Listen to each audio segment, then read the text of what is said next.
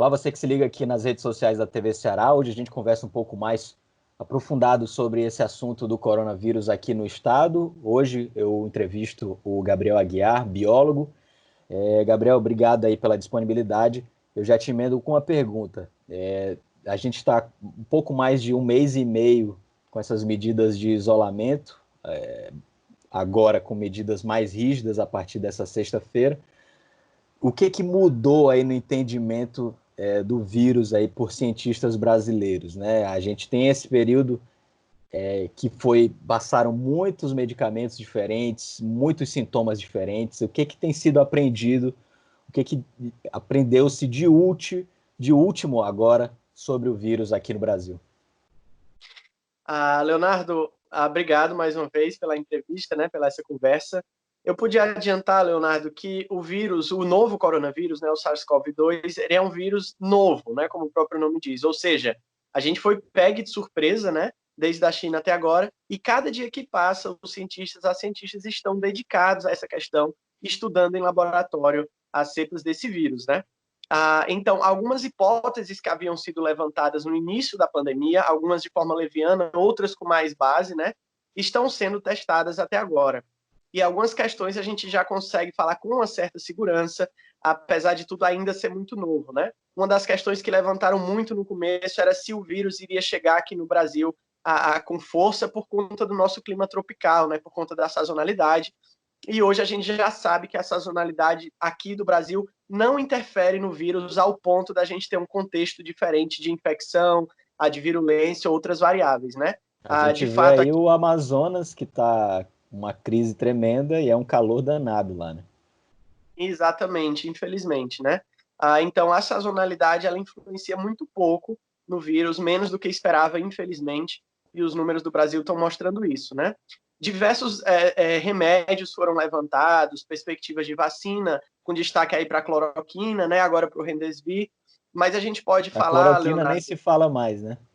Isso, é isso que eu ia dizer. Existem as hipóteses científicas que são de fato levantadas e existem hipóteses que a mídia acaba alavancando, né? A cloroquina foi uma delas.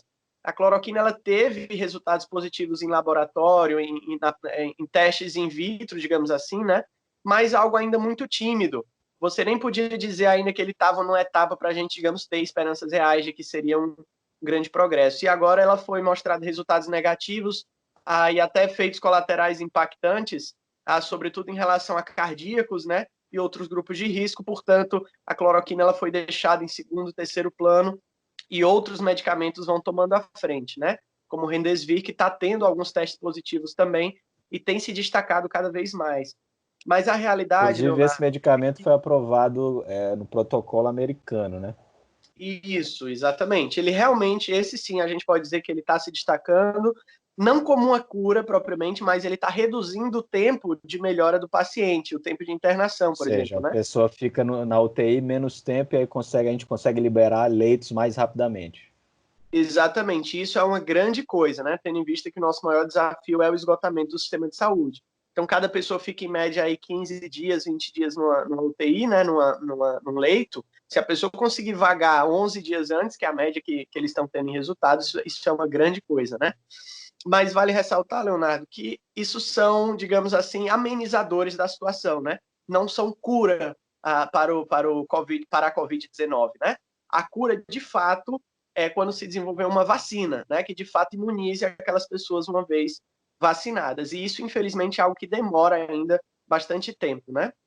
Dá para acreditar que é uma vacina que já estão experimentando, inclusive, né, alguns laboratórios grandes, a fundação lá do Bill Gates.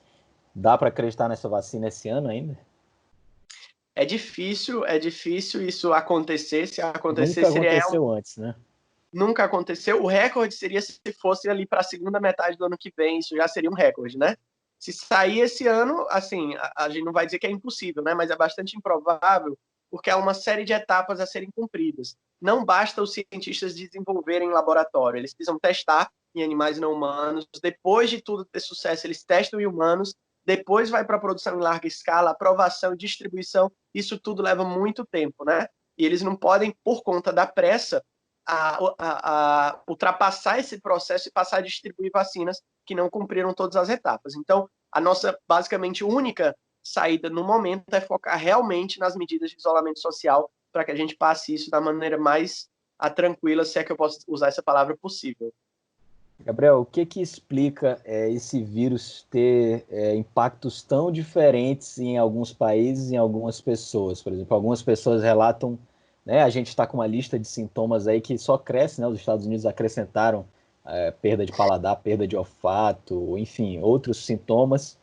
E pessoas que não têm, que são assintomáticas, estão infectadas, são assintomáticas, ou pessoas que sentem uma gripe fraca e pessoas que simplesmente falecem, né? O que que explica essa diferente interação do vírus com cada sistema? Vale ressaltar que o corpo humano é extremamente complexo, né? E que as consequências da infecção viral do SARS-CoV-2 estão muito além do próprio vírus, né? Porque o que que acontece? A gente pode destacar o que é esse vírus, né? Ele é basicamente um segmento, uma molécula de material genético envolta numa camada de gordura e proteína. Quando esse vírus entra no nosso corpo, ele é inofensivo enquanto está fora, inerte, né? Quando ele entra, ele vai manipular as nossas células para que elas produzam mais vírus e depois elas se desfalecem, elas morrem, né?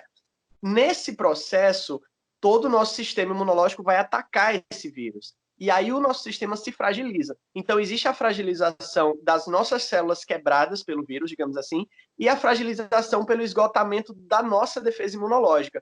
Então, nesse momento delicado, de baixa defesa e de células comprometidas, várias outras patologias podem surgir e atacar nosso corpo. Então, geralmente, as consequências do SARS-CoV-2, da Covid-19, os sintomas que a gente vai sentir, não são uma consequência direta do vírus, e sim uma consequência ou do nosso sistema imune, que gera reações, ou de outras patologias que vão nos acometer, sobretudo bactérias, né?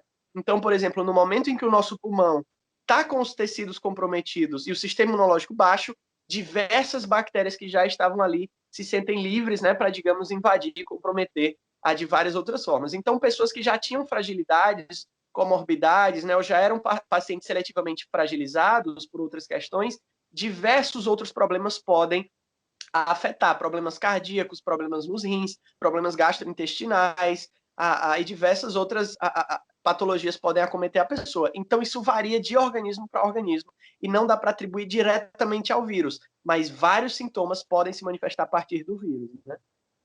Existe a possibilidade desse vírus ir perdendo essa capacidade de letalidade ou não? Ou é o contrário, ele vai ficando ainda mais forte? Isso aí dentro da biologia a gente chama de corrida armamentista, né? O que que acontece? O vírus ele segue evoluindo sempre, né? Apesar de não ser um organismo vivo, e o nosso sistema imunológico pode se aclimatar ao vírus, né?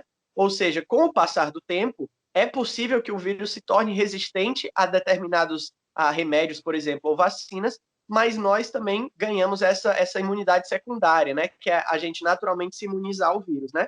Então, tirando a vacina do contexto, o mais provável é que, com o passar do tempo, nós fiquemos mais resistentes enquanto indivíduos, por conta do nosso sistema imunológico secundário. Ou seja, uma vez você contaminado com o vírus, o seu corpo passa a entender esse vírus e arquitetar toda a sua defesa para que uma segunda exposição a ele não seja da mesma forma. E seu corpo já se protege. Agora, o que é o delicado? Nós não sabemos ainda quanto tempo dura a defesa do nosso corpo. Ou seja, pode ser que essas pessoas que hoje estão sendo contaminadas e curadas fiquem um ano imunizadas, pode ser que dure 10 anos, pode ser que dure a vida toda. Nós não sabemos ainda. Então, por isso, ainda é um terreno incerto e a gente está descobrindo a cada dia, né? Ainda não se sabe nem se é um mês, né? Tal, quase, porque a gente tem pouco tempo ainda de amostragem, né? Gabriel, eu te E, perguntar uma coisa que eu estava lendo, né, em jornais americanos, né? Que eles,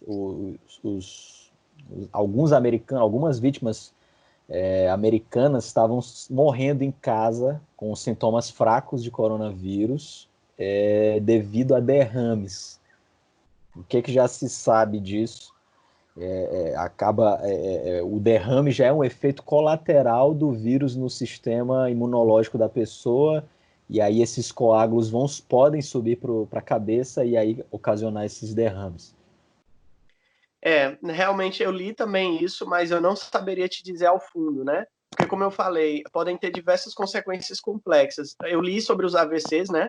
Muitas sobretudo. doenças vêm a reboque da pandemia, né?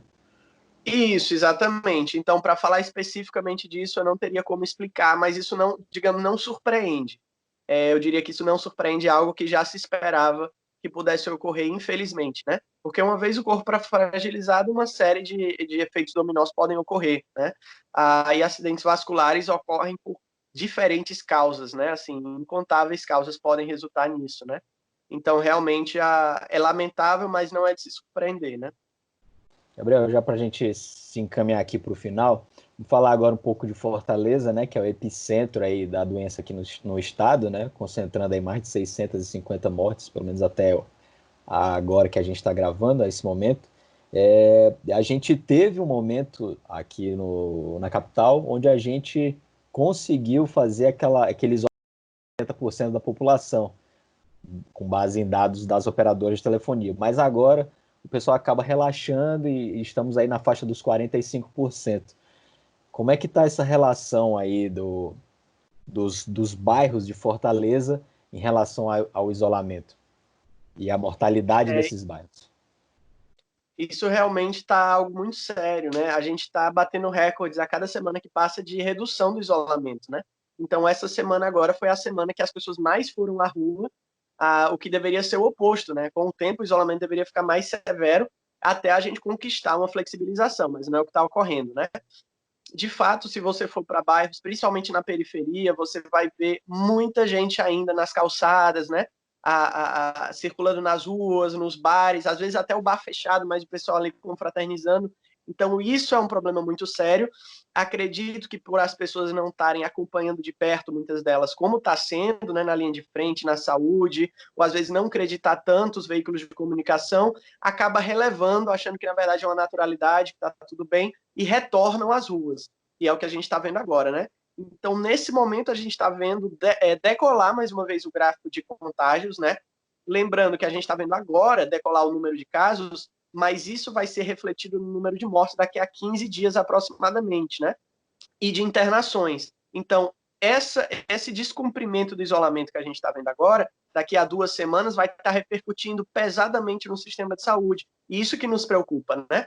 Nos bairros mais periféricos de Fortaleza, eu digo isso com os bairros com menor IDH, a gente tem uma taxa de letalidade bastante superior, que chega a 10 vezes mais do que o bairro Nobre. Por exemplo, Meireles e Dionísio Torres, né, que chega a 2%, 3,3% de letalidade. Em bairros como o Cais do Porto, a gente já bateu 32% de letalidade. Esse Absurdo. número é um número absurdo. E ele ocorre por duas questões, né? Por conta da subnotificação, ou seja, nesses bairros mais periféricos, o número de testes executados é muito inferior e também as condições, indicadores socioeconômicos, né? E a questão de saneamento ambiental, acesso ao sistema de saúde e várias outras questões.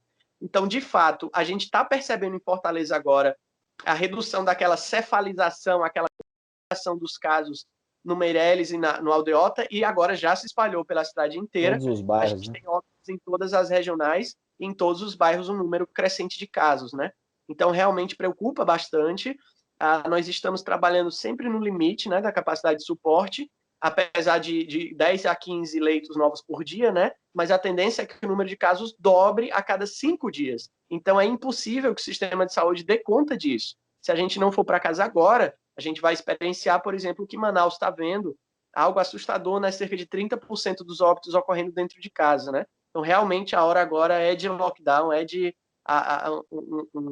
o isolamento mais incisivo por parte do governo. É difícil a população, as pessoas, em geral, entenderem esse aumento exponencial dos números, né? Não é algo tão lógico, né? Mas a gente pode dar exemplos práticos, que é falar que, por exemplo, a dengue em 2019 no Brasil matou 754 pessoas. Ontem no Brasil, o Brasil está aí já na média de 600 mortos por dia de coronavírus. Então, um dia de coronavírus ainda não superou, mas deve superar um ano de dengue, né, Gabriel? É exatamente isso, Leonardo. Infelizmente, a gente nos próximos dias vai ver certamente o Brasil batendo um número superior a um ano de mortes de dengue, né, em um dia de coronavírus. Isso é realmente muito lamentável, principalmente porque é algo que a gente poderia ter evitado. mas começamos bem, né? Mas infelizmente, realmente, a gente vai acabar chegando nisso, né?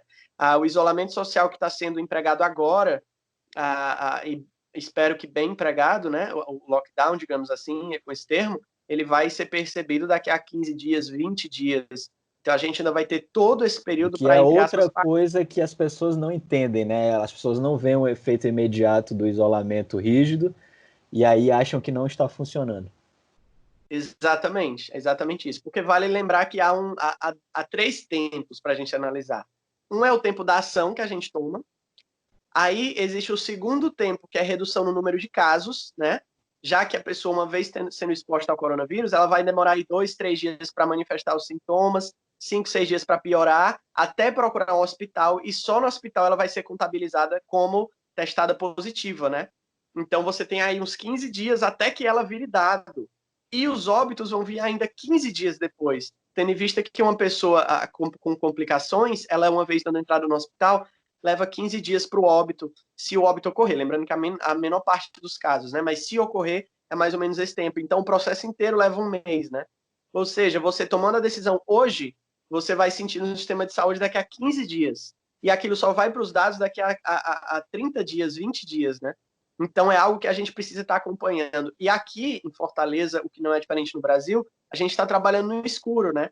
A gente não está fazendo os testes necessários, muito longe disso. As instituições de pesquisas É estimam um dos cerca de países 90%. que menos testa, né? A gente está aí, né, encabeçando os países que menos testam. Então, a gente estima aí 90% de subnotificação, né? Ou seja, se o Brasil está hoje chegando aí aliás, o Brasil 111, 108, né? 111 mil casos, a gente tem na realidade por volta de 1 milhão, né? Mais de 1 milhão de casos. Então, isso é muito sério.